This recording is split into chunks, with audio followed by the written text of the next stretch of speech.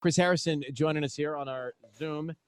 See, Harry, I was watching the election. See, Harry, I was watching the election returns and your promo running throughout. They actually had the states and the expected vote in chyrons up in the lower third, and then of course you're running on top. It's quite a dichotomy of programming. And I saw there was predictions running across the lower third about what's going to happen with Clare. How does Dale work into this? There was a Tayshia poll going. It was pretty crazy to try and figure it all out. I'm told it's not too early to tell us if poop hits the fan tonight with Clare.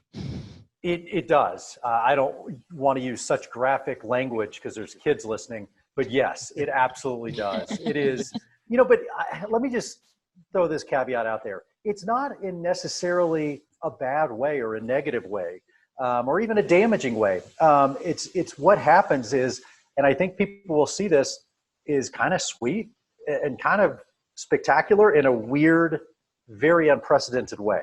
Okay, so like the election coverage, I watched all of the experts and pros like Tom Yamas and George Stephanopoulos and others. And zero of them were right.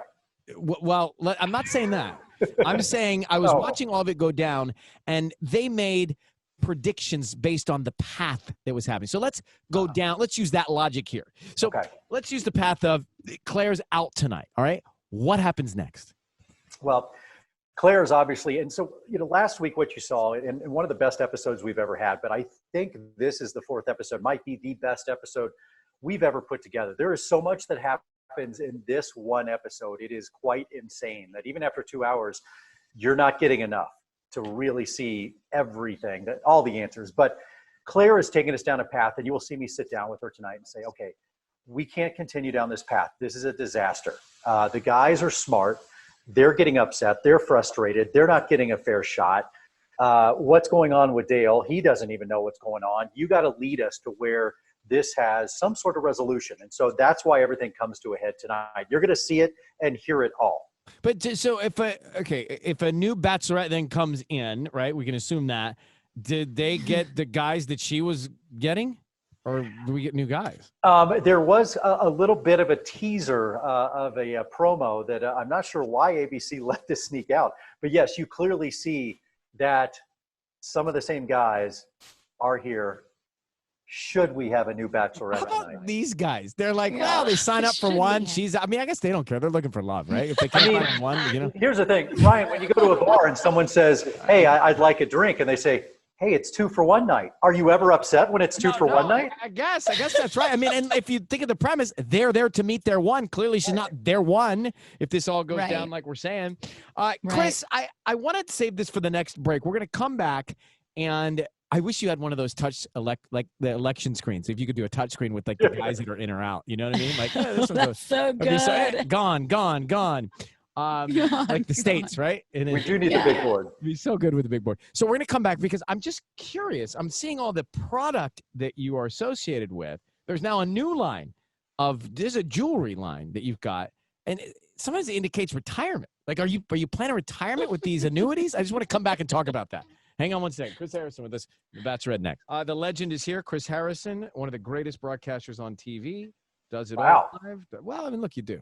I text you all the time. Truly. I tell you that. Truly. You do so much of it brilliantly live. Thank you. I really appreciate that. So, Chris, does that mean, now I've said that, are you retiring? Because I keep seeing all these lines of products that you're releasing. I'm going to retire one day after you.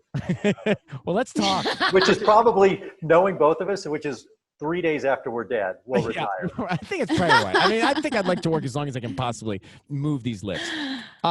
But this is interesting. I mean, it really makes sense.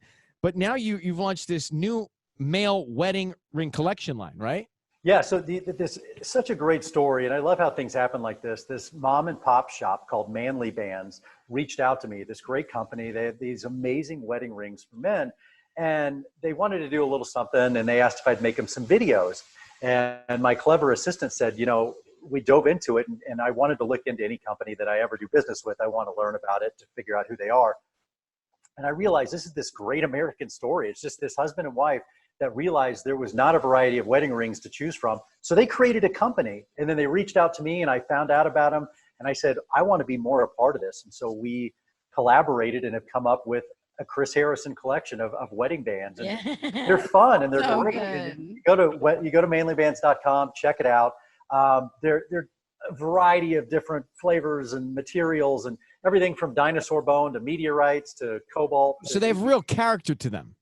Yeah, it's about personality. You know, I've been married once before. It didn't turn out great. And it may have been because there was not a variety in rings. I'm sure that would be the culprit. Yeah. But what I noticed in all seriousness is you can't find a ring that fits your personality. Like, we're not all just gold, silver, and then that's it. There's so much in between that as a guy, you want it to speak to you. You want it, and honestly, I could see where you would want multiple rings. Who Why would picks you want to wear out the same thing every day? who picks out the male wedding band? Like when you're getting married? You can like. Yeah, I love that Ryan doesn't know this. I have no idea. I've not been married, so I don't know a lot of this stuff. It should be, look, it's more of a collaboration. Usually I would like to think my fiance and I would get together and choose something that means a lot. The first time I actually had something that was from my grandfather. So sometimes there's a hand-me-down or an heirloom, but this is kind of cool to sit around, look at this wedding line, because you're going to see something that speaks to you, something that really fits your personality. And you're like, oh, that has, like for Ryan Seacrest, there's one called the Napa that has wine barrel in it. Oh, a wine barrel. Oh, that might inspire me to get married. Make the commitment. Chris, Or just drink more. Yeah, maybe try that first. Chris Harrison, we'll be watching The Bachelorette, The Poop Hits the Fan, episode 8/7 Central on So good. It is so good. See, and check out the Chris Harrison collection of manly bands, manlybands.com. Thanks for coming on, brother. See you soon. All right, guys, take care. All right, bye. See ya. Bye.